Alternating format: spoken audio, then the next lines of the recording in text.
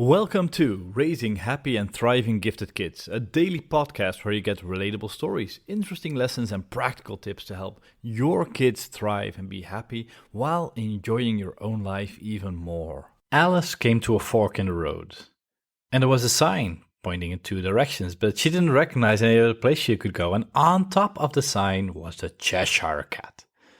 So Alice walked up to the cat and asked, which way should I go? To which the Cheshire Cat replied, "Where do you want to go?" Alice said, "I don't know where I want to go."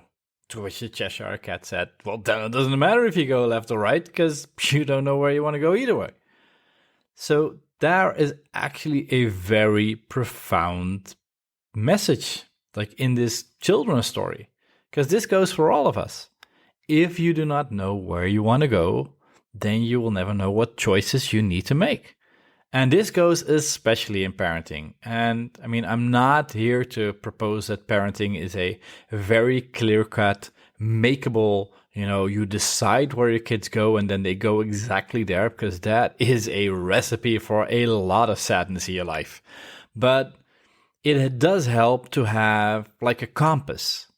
Direction you want to head in. And, within that, your kids will become themselves. Like your kids will develop themselves in the way they want to develop themselves. But you can steer them in a direction. You can influence them in a positive way. And the earlier you start, the more, progress you're going to make. But you cannot have like 25 goals at the same time.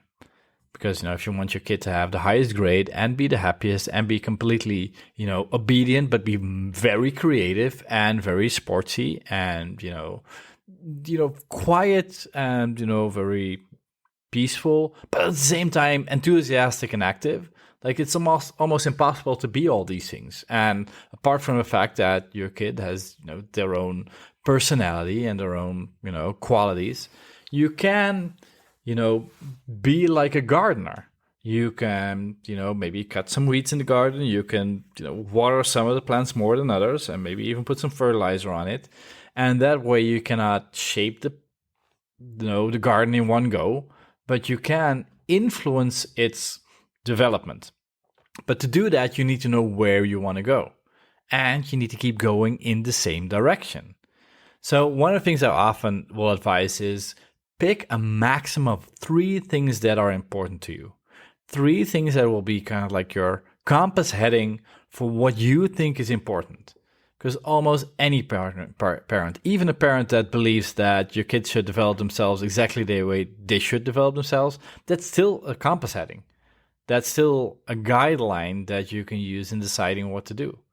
So, and one thing I add, you can pick 3 because that's kind of like easier to remember. And, it's easy to remember for your kids so they don't get like feedback to go all over the place. Unless you have 2 things that are contradictory to each other, then you can have 2. If you want to have somebody to be very, very creative and at the same time very disciplined, then you don't get a 3rd one. So that's actually an interesting question. Like, what is important to you? And if you're parenting with somebody else, then do you have the same things that are important? And you don't always necessarily need to have all exactly the same things, but it does help if you're kind of aligned. So especially, with a couple, if 2 people are raising a kid together, then I will usually advise, pick one for yourself, the other person gets to pick one for themselves, and you pick one together. So you're kind of going in the same direction. And there's no right or wrong here. I mean, some people value, discipline or politeness. Others, will value creativity and expression. And some will, invite kids to make all their own choices and be very, very self-dependent. Others will say, no, part of life is, adhering to the rules that other people set for you. So what things are important to you? That is actually a very interesting question to answer. And the more consciously you can answer your question, the better the answer the Cheshire Cat will be. Because when you come to a crossroad and the Cheshire Cat asks you, where do you want to go? If you have an answer, then he might be able to help you to tell you where to go.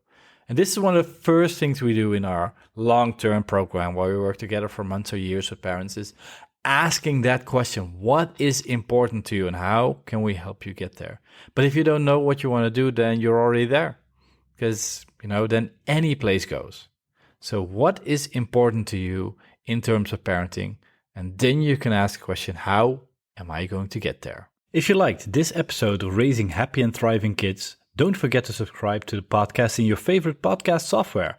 And if you want to dive deeply into all the things you can do to help your kids thrive, be happier while making your own life more enjoyable, go to smartparentingsecrets.com, where you can get free additional training. Hope you enjoyed this episode, and as always, bring out the best in yourself and each other.